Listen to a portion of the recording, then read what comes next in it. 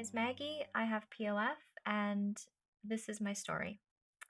When I was in my early 20s, I was diagnosed with a very rare and lifelong illness that there is no cure for at the moment. It is just a matter of chronic management.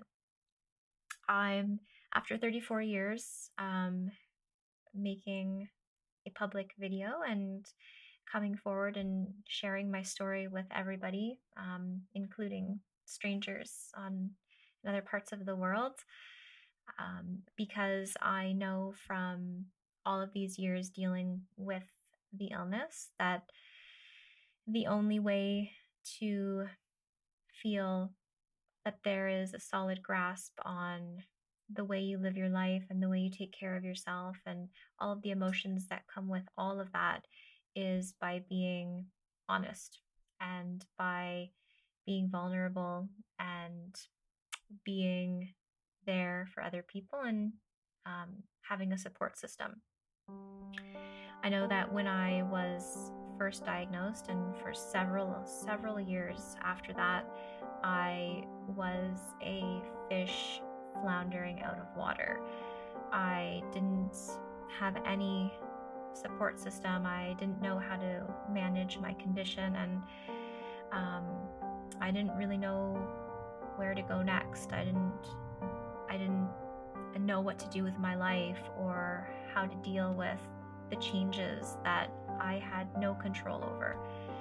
And when I found other women that were going through what I went through, it changed everything. It changed how I lived, and it changed how I felt, and I felt happy again. So my goal in sharing my story with you is that if you have POF or you have any of the illnesses that go along with POF and are similar to POF and are byproducts of POF, that you feel that you do have a support system. We may not know each other at the moment. We may not have ever spoken, and we might never actually speak, but I do want to let you know that you do have someone that understands, and my goal is to hopefully connect. So POF, what does POF stand for? POF is premature ovarian failure, and the newer term, which a lot of doctors use, is premature ovarian insufficiency. I like to say failure because in my case, that really is the end result. Premature ovarian failure means that the ovaries do not function anymore. The technical definition of POF is the ovaries ceasing to function before the age of 40. So it can happen at any age. You can be born with it. A multitude of reasons, cancer, treatments, autoimmune illnesses, and mine happens to be idiopathic. They haven't found a reason. There's a lot of hypotheses, but nothing's been proven in my case yet. To all my friends out there, please know that you are not alone. POF affects women in so many ways.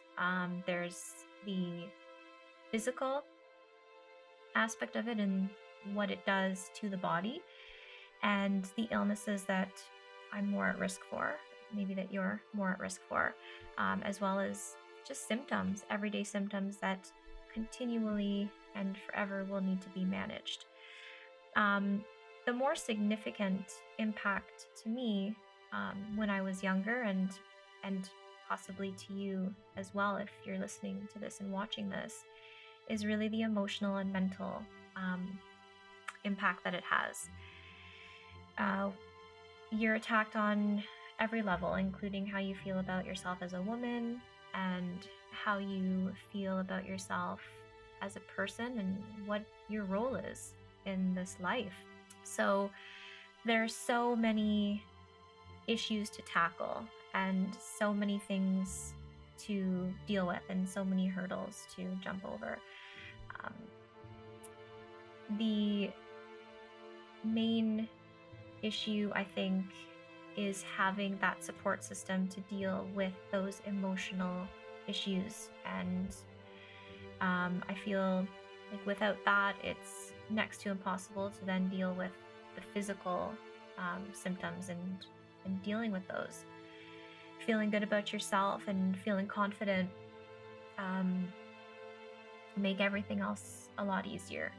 I know that when I was first given the diagnosis, I had a very definitive plan of what I wanted my life to look like. And as little girls, we all do to a certain extent. They're not the same ideas, but they're fairly definitive. And I no longer had the option of living my life the way that I wanted to. So the loss of control was, and still is sometimes, extremely difficult. And if you're a type A personality, you understand that more than anyone. So I think I felt like I didn't have a say in my future, and I didn't have a say in my present, and I didn't have a say in what happened to me before. So really, it was heartbreaking, and it was heartbreaking for my family as well. And I think everybody that knew me that I felt comfortable telling was heartbroken. Please know that by sharing your story, you're helping not only yourself, but more people than you know. Out of the tribulations and the difficult parts of the diagnosis, there is hope in the sense that you become very brave, and you become extremely strong, and you become very self-sufficient, and you realize that tomorrow the sun rises and it doesn't matter what happened the day before, and you adapt to a new life. And it's not all downhill, but dealing with that mental aspect makes taking care of your health physically doable. There is no doubt that the diagnosis of POF is a very challenging one. It is challenging from the moment you receive it and every day thereafter. It does get easier. It does become manageable, and you do find people that understand you and support you, even if they've never heard of this illness.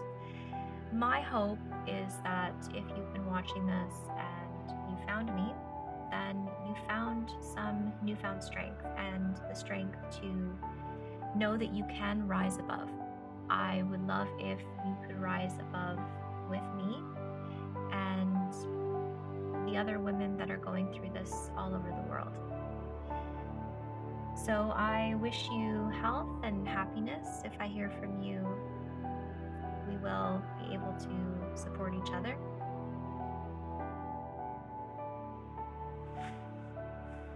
Please know that there is no shame in what has happened to you.